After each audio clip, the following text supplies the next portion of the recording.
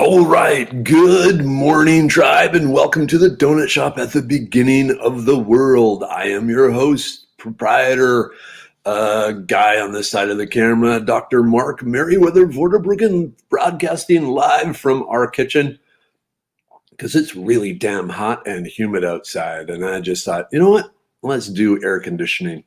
So, yeah, inside rather than out in Ravenscar. The kitchen doesn't have some cool name. Just call it the kitchen. So that's where we are today. Hey, good morning, Kelly. How are you today? So, yeah. Oh, hey, 6 people already. Hey, Alexa, good morning.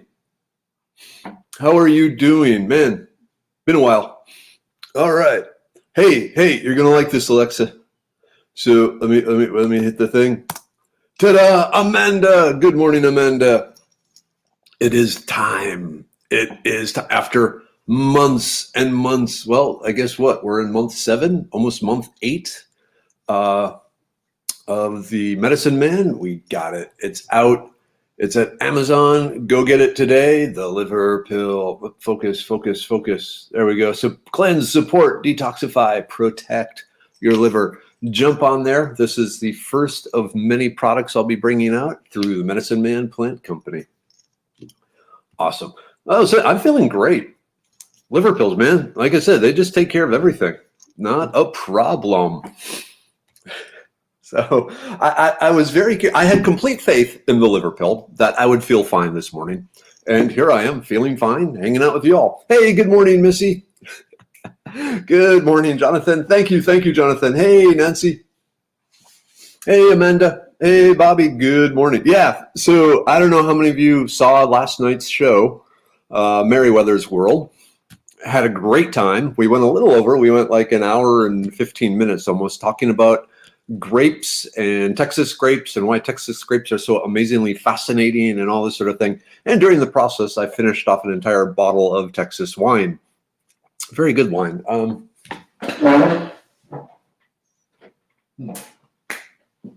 know where the wine bottle went.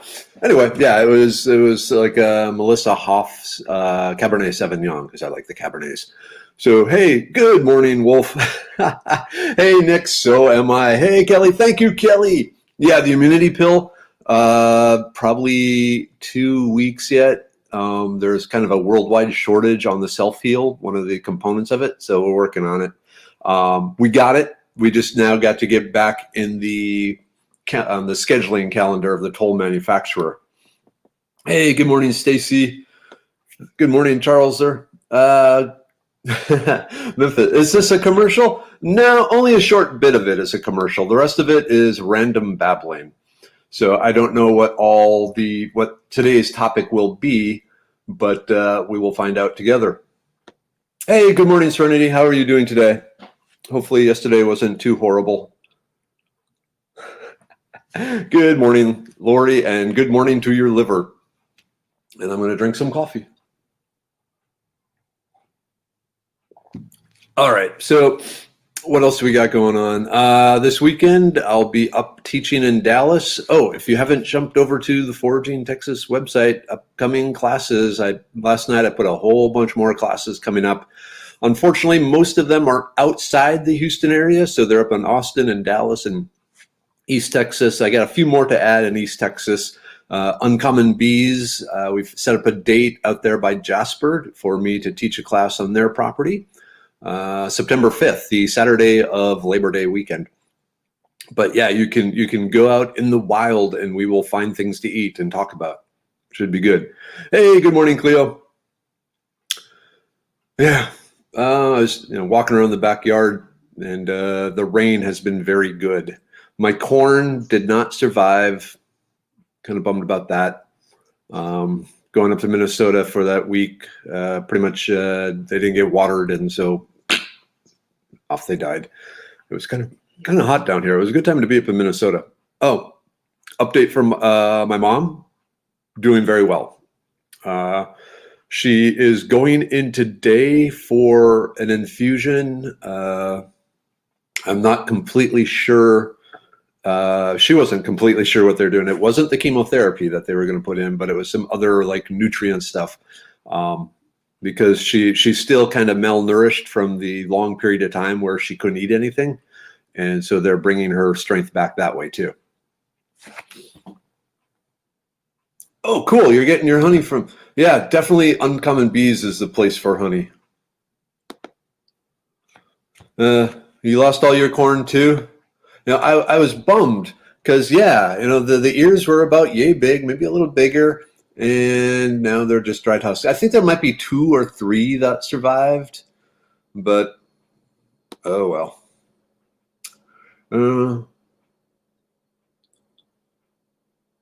Oh man, Serenity, you just keep getting kicked in the kneecaps over and over and over. Ooh, this is interesting. 6 blue-tailed skink eggs hatched last night. That would have been cool. Did you actually get to see them hatch, or did you just find the eggs, or what? Because seeing lizards come out of an egg, there's something that taps the caveman, you know, brainstem and goes, "Whoa, dinosaurs hatching! I must run." But blue-tailed skinks are cool looking one. Hey, Chris, I'm doing fine. Hey, Jennifer, glad you enjoyed last night.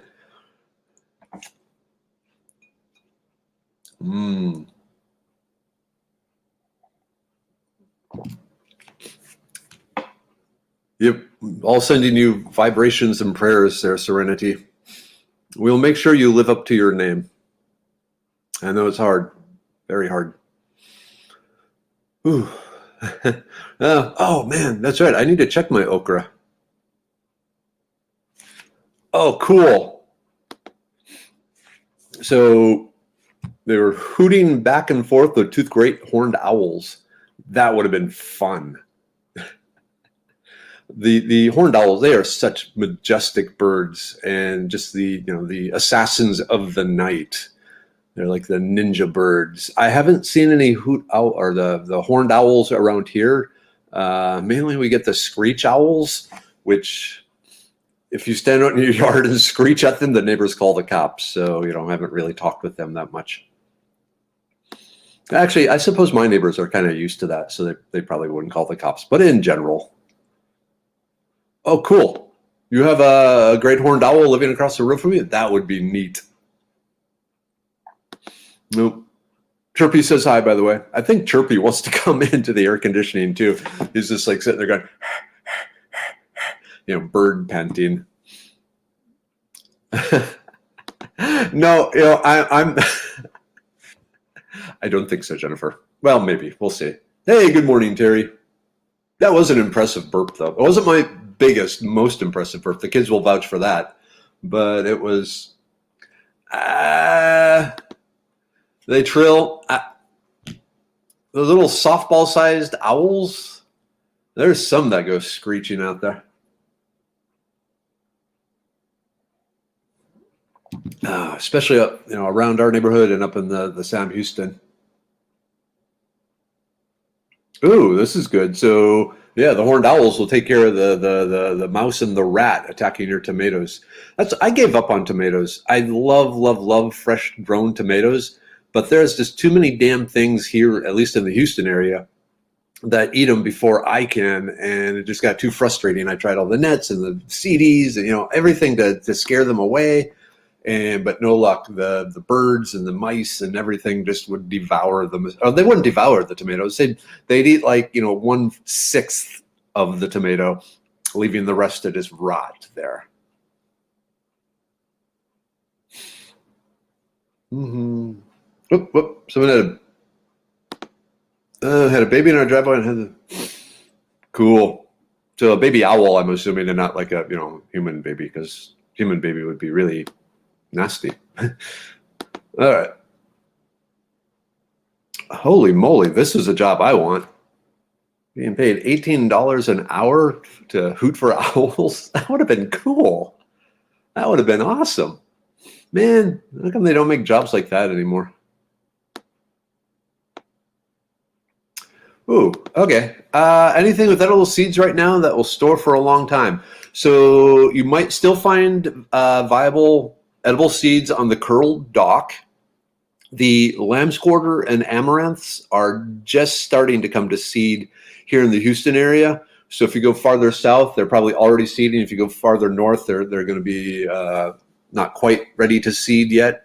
The mallow seeds, all the different mallows, the marshmallow and the swamp mallow, the rose mallow, the mallow neglecta, all those seeds are edible and tasty and available right now. Heck, even the okra seeds, if you let some of the okra grow, the pods grow to maturity, the seeds of that were like used to make a flour and a coffee during the Civil War. But yeah, the lamb's quarter, the amaranth, the mallows, those are the main ones right now. Oh, and of course, mesquite. Ducks. Yep, ducks are bug eaters and bug poopers. I'm kind of biased against ducks. They're pretty, they're useful. Is Tina Marie here? Tina Marie has a lovely duck. But growing up, my dad loves duck hunting. And the best time to do duck hunting is getting up at 4 a.m. in the nastiest, sleetiest, terrible fall weather. And then, going and sitting in an aluminum boat out in a storm on a lake. Didn't really care for that. So it's kind of biased me against ducks. So go for it. I'm going to go with chickens. Hey, good morning, Surrender. Good morning, Kathleen. Coffee.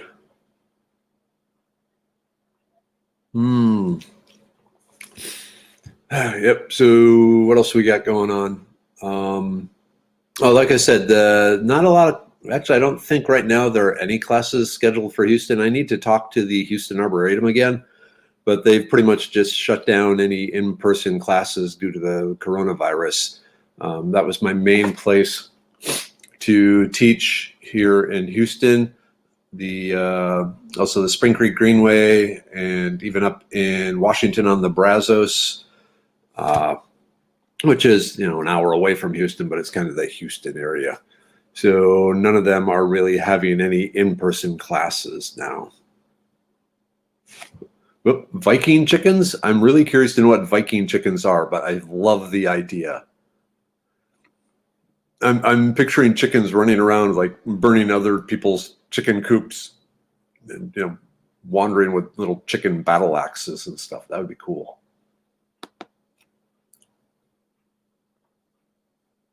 I'm going to try keeping turkeys soon. Man, back when I was out in South Dakota, wow. Every time someone says something, I have to inject myself into it. I'm kind of egotistical. Yeah, so cool. Good luck on the turkeys. From experience, yeah, they're pretty easy to raise. Just keep in mind the domesticated turkeys are dumb animals. Absolutely dumb animals. You might be spending some time trying to keep them from drowning in the rain as they look up, wondering with their mouth open what is falling from the sky. So right now it's about the time to start harvesting the mesquite bean pods. For the sugar content in the pods themselves is quite high, so there's a long history of making boiling the pods to make a sweet drink, or even adding the pectin and stuff and making a jelly. And then the little hard beans themselves, extremely hard. You need a very powerful grinder to grind them into flour. But the mesquite beans are a good source of food. I mean, they were one of the traditional foods here, especially kind of South and West Texas area, hill country, all that, where the mesquite trees are. Let me throw this up here. Ooh, can I do this? Maybe I can. Let me try something. Share screen. Okay, nope. I have to do something different to do what I wanted to do. So, stop. Go away.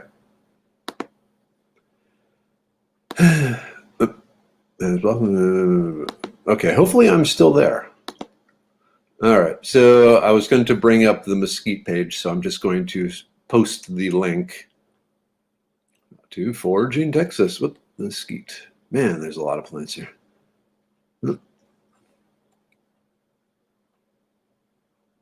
Okay, what's going on here?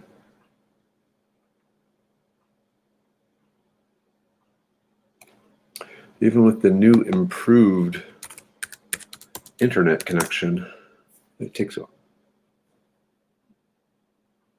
What is...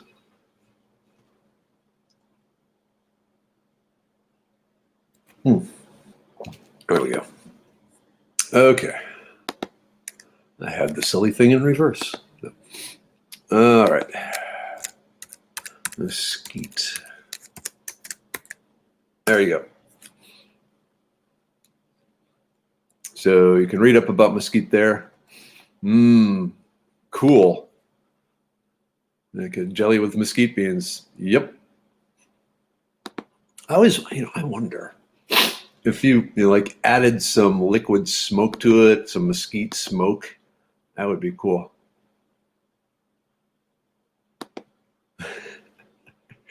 Okay. Oops. Mr. Gobbles. That's a good name for a turkey. I keep wondering what would be the best bird to raise in my backyard. And honestly, I think I've said this before, that I want to raise pigeons, especially like when I was in China and so forth. Man, the pigeons are good eating. They're very good eating, especially if you get some of these big ones. And there's no rules against having like racing pigeons in the backyard. So at my old job down in Pearland at the chemical plant, we had pigeons the size of chickens there, and I really wanted to capture some for breeding purposes, but they wouldn't let me.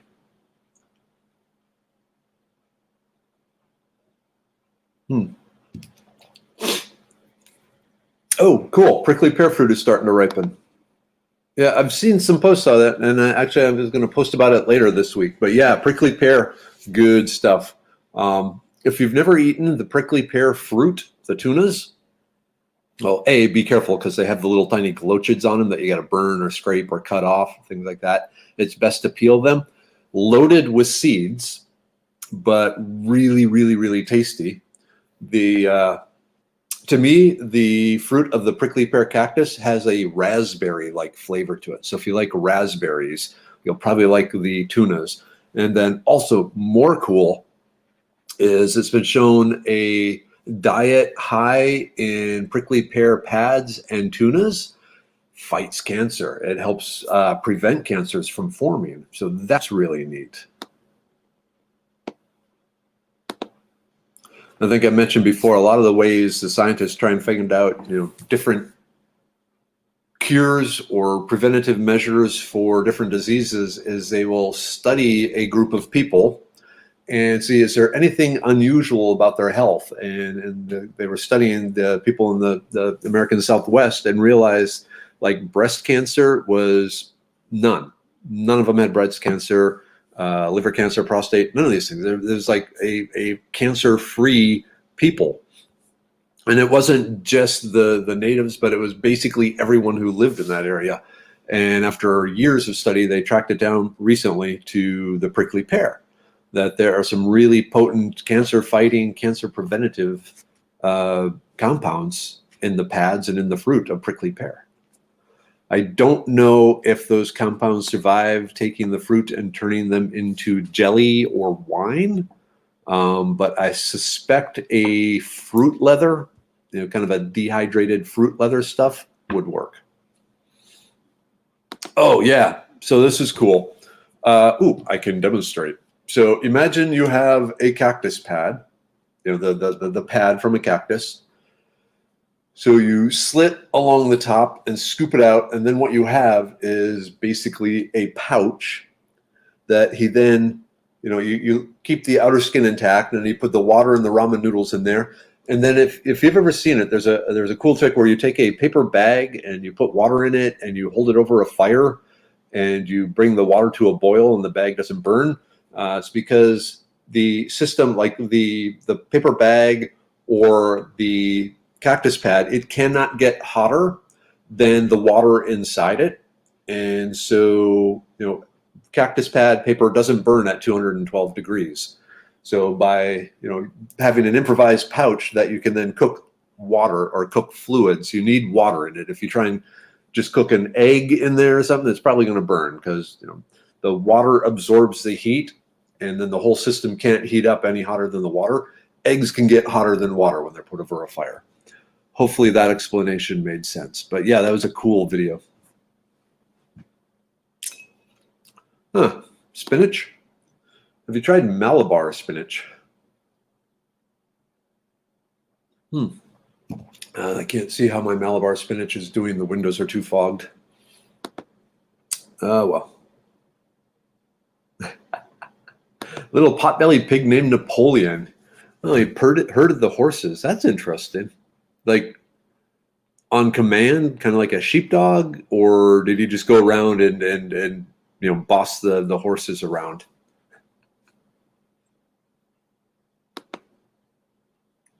Yep. Oh, hey, now's a good time. Oh, you know what?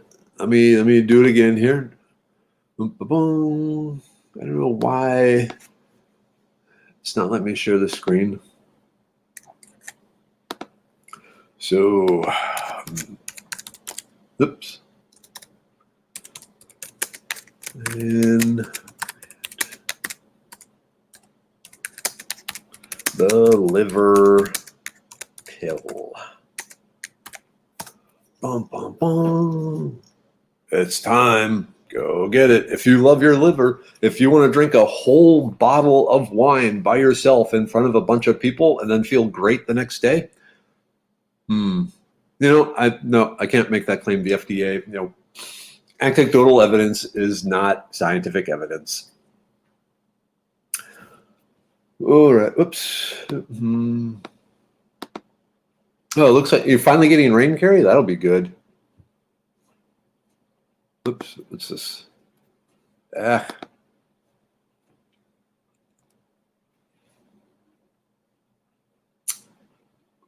And there's a lot of studies on the cancer-fighting abilities of the prickly pear. It's really neat what it does. They're still trying to figure out exactly the specific compounds.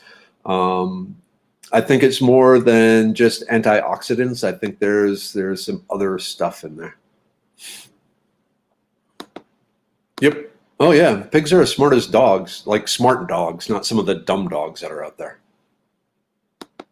Educated bacon. Hey, Deborah, good morning. Good morning, Eileen. Good morning, April. Okay. Yeah, we discussed this Monday.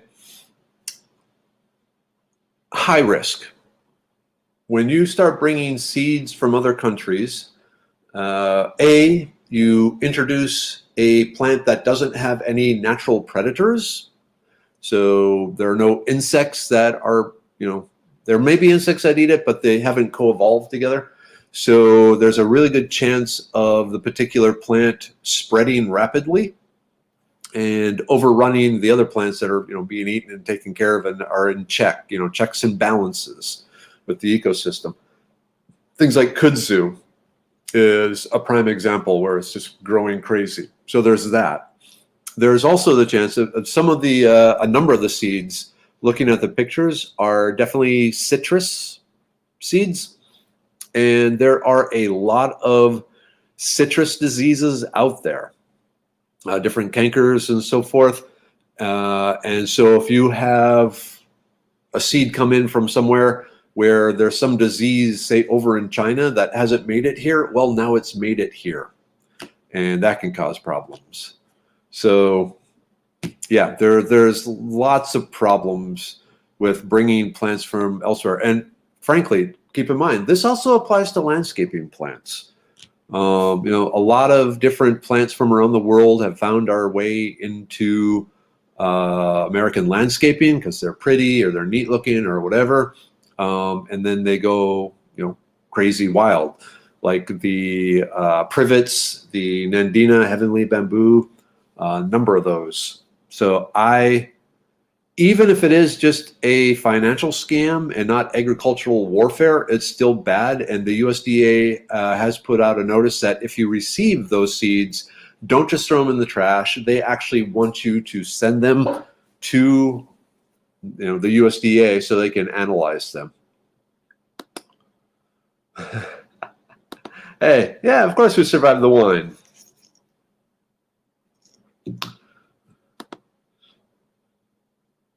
Let's see, about a Texas citrus here 2 years ago. Okay, is that like the citrus fruit is called Texas citrus? Because I'm not sure what that is. Um, or is it so a lot of citrus plants sold like in Houston have a specific tag that says you cannot take it out of this certain agricultural area and take it elsewhere in Texas or even to other states because there's a good chance that the citrus sold in Houston is contaminated with some different citrus cankers and so forth that they don't want spread to like down in the valley, the Rio Grande Valley where they grow grapefruits and so forth. So yeah, there's weird things going on with food.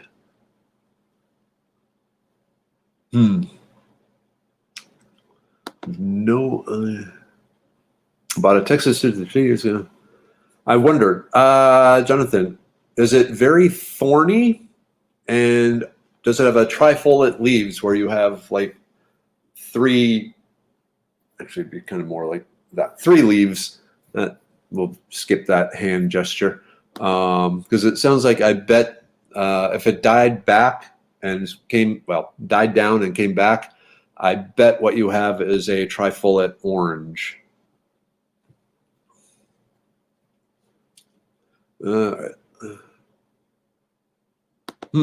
Lime with thorns. Yeah, that sounds like you have the trifoliate. So a lot of the citrus, kind of like the wine, the French grapevines that we talked about yesterday, where there was this disease that was attacking the roots of the grapes. There are a number of diseases that specifically attack the roots of citrus plants. And so they found specifically the trifoliate orange or the bitter orange is resistant to those. So they'll graft different citrus onto the trifoliate orange rootstock. And then so you'll have underground, it'll be trifoliate orange, and then, a few inches, and then your citrus tree grafted on that. But what happens if you get a frost, the citrus tree, the graft dies, and then the bitter orange, the trifoliate orange, starts putting up suckers and turns into a very thorny, wicked tree with small, they start green fruit. They're not much bigger than a golf ball. And then they turn orange later in the summer. So, yeah.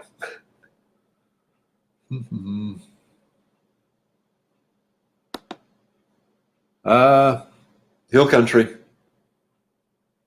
Yeah. Remember, you cannot harvest them at state parks. But okay, you might, let's do it this way. Talk to the park rangers, see if they'll let you. Probably the answer will be no. Depending on where you are, there is a place called Oxford Ranch. Oxford Ranch.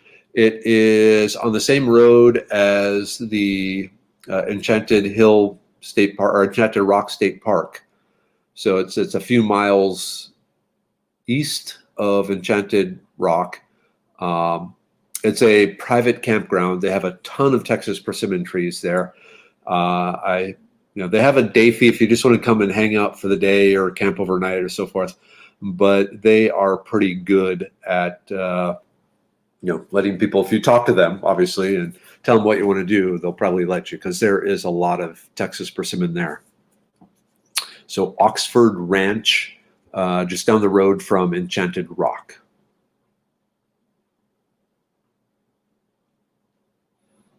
All right.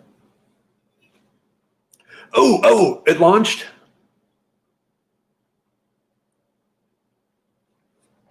So, yeah, the U.S. is sending the latest Mars probe, specifically, again, to be looking for life on Mars. Excited, man. There are certain things right now that are just awesome that are going on, and the whole Mars exploration and so forth. And I know they're still looking at sending people to Mars. It's so exciting. I hope. I have to assume. I'm only 52. I plan on living forever, so definitely going to see humans walk on Mars. And that is going to be something. Going to the moon was absolutely amazing. And now going to Mars would just be, yeah. Nanu, nanu. I can't do that hand thing. Oh, there we go. Nanu, nanu. Work from work. Sorry. Choking on saliva. Yeah. Oh, what time is it? 7:58. So, Godspeed, perseverance. I don't know how long it's supposed to take to get to Mars. Is it probably close to a year? Maybe longer. I'm assuming it's doing one of these slingshot things to, accelerate. But the Mars probe that they used the skyhook, where they had the basically the rocket sit there and hover and then lower the probe down on a cable, that was ingenious. And then the ones with the big balloons that bounce on their landing. Again, I mean, sometimes I think the NASA engineers are, a bunch of kids, they're, maybe not kids, but they're thinking, let's just try some crazy ideas. And the boss is going, you know what? Let's go for it. Whoop, what's this? Actually, Gary, that probably does not help, because that ties up inventory for others looking at it and then moving on. Or if you do put it on your shopping cart, leave it in for like 10 minutes or so, then take it out again. But yeah, just putting in the shopping cart doesn't help. The wish list, I don't know. That's a good question on the wish list. It might.